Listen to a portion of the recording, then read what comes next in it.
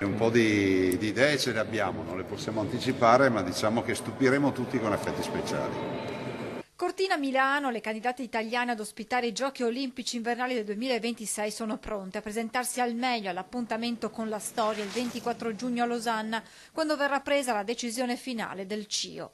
Qualche anticipazione l'ha già fornita il presidente del CONI Giovanni Malagò in occasione della conference call con le federazioni invernali internazionali.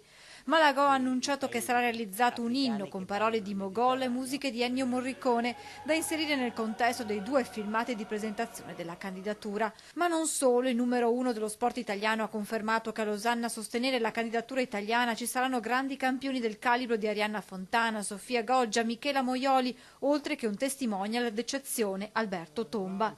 L'incontro di oggi aggiunge un nuovo tassello al progetto di Cortina Milano, forte del dossier presentato. Lo coccoliamo questo dossier e lo alimentiamo giorno dopo giorno, la squadra è compatta, soprattutto ricordiamo che in questo paese i cittadini vogliono le Olimpiadi e questo è grande valore. Per il governatore Zaia, quell'84% di italiani che hanno detto di volere le Olimpiadi rappresenta un valore aggiunto insieme all'organizzazione, al clima, agli hub invernali più importanti a livello internazionale, ha sottolineato Zaia, che poi ha aggiunto: questo è il luogo ideale. Siamo convinti di aver fatto un bel lavoro e soprattutto ne viene fuori questa compattezza e le regioni, i comuni, il governo, il Presidente della Repubblica, che oggi ho ringraziato ufficialmente nel mio intervento, nel mio speech in inglese, perché per l'endorsement che ha dato alle Olimpiadi e che comunque dà forza al fatto che c'è un sistema paese che si presenta. Durante la conference call Malagò ha anche rivelato che qualora Cortina Milano venissero scelte per ospitare i giochi invernali, su volere del sottosegretario Giorgetti,